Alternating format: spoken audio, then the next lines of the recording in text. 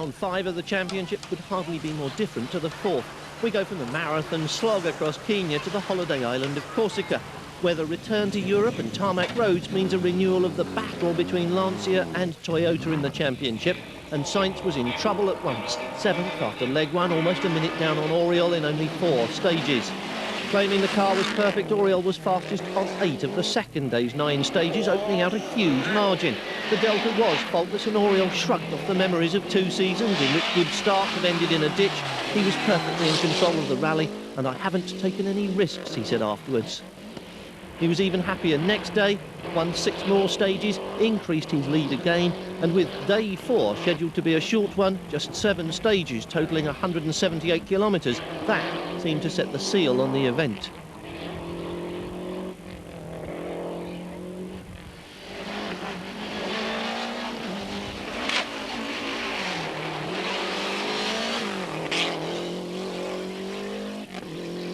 Francois Delacour was the only man to beat Oriol on day 1 and was second by just 2 seconds when the day was done.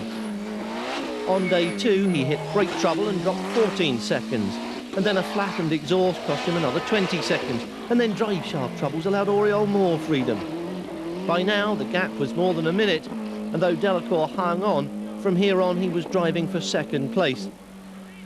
It's all over now, he said. There's no catching Oriol or his car. They call him the Jolly Club Junior, but Philippe Ugalski, despite being unhappy with brakes and shock absorbers, found himself 3rd. He started the 2nd day slowly with the suspension a little suspect, but was relieved of pressure by a spin from a Guinea behind him. And on day 3, with a severe back pain needing injections from the team doctor, he went off on a patch of sand, losing time but not bodywork or position.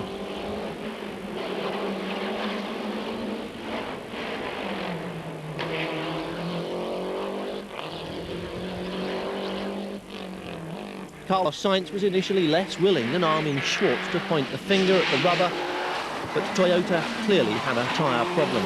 Finally, on day 3, he said they're fine for the first 10 kilometres, lose their edge over the next 10, and then get progressively worse for the next 10. After that, the car's undrivable. There's nothing we can do, he said, though different diameter tyres in the afternoon helped, but only on shorter stages. On the long ones, the Celica was in difficulties.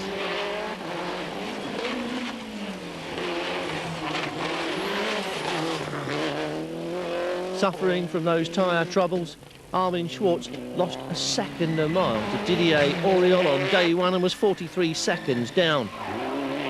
Day 2 saw him go down to 6th and 2 minutes 38 seconds behind. And on day 3, he managed to claw back to 5th place.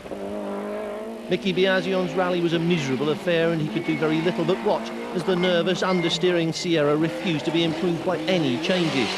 Blaming the body shell, he ended the 4 days in 7th place. Andrea Reghini went off on day 1 and dropped a little time.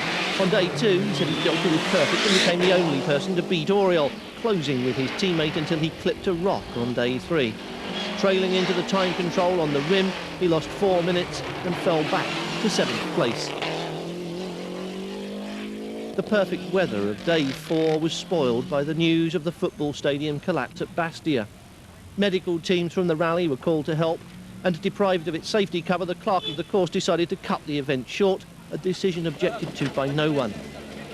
Didier Auriol came to the hurriedly built finish ramp early, not only ahead of the press, the local dignitaries and the spectators, but while the surprised carpenters were still trying to change it from the start ramp to the finish ramp.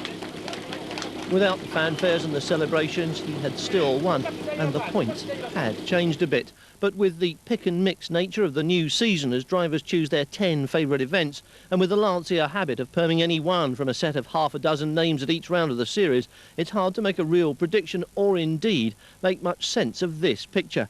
Didier Auriol himself thought it would all look different after the Acropolis. At the moment, Sainz tops the table from Kankkunen, with Auriol quite a way down in 3rd place.